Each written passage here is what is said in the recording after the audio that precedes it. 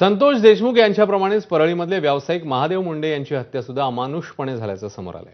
महादेव मुंडेंचा postmortem report ABP माझाच्या हाती लागलाय। त्यात ही हत्या किती क्रूरपणे झाली आहे हे उघड झालंय।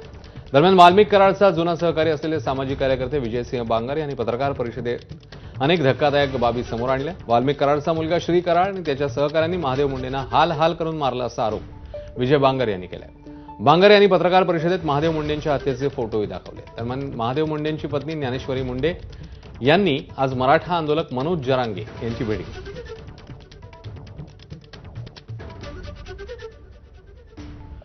तर महादेव मुंडेंच्या पोस्टमॉर्टम रिपोर्टमध्ये नेमकं काय आहे ते बघूया।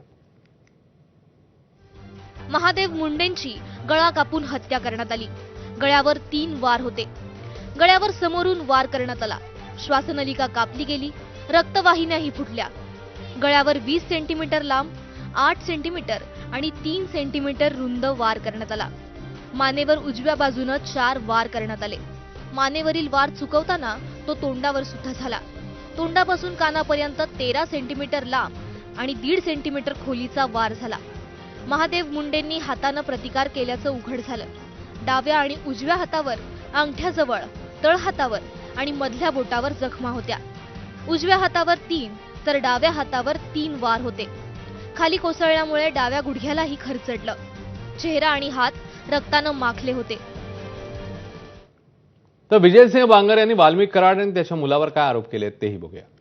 ही जी घटना घडत होती, महादेव मुंडेंच्या पहिलं पायावर मारलं, ते रेंगळत चालले।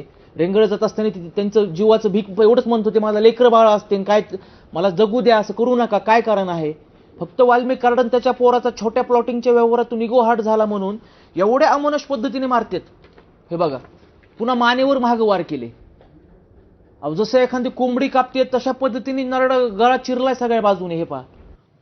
तर महादेव मुंडे यांची पत्नी ज्ञानेश्वरी मुंडे यांनी नेमकं काय म्हटलं तेही बघूया। आम्ही दोघं गाडीतून जात असताना त्याच्या मुलाचा फोन आला आणि म्हणले महादेवचा काटा काढायचा आहे।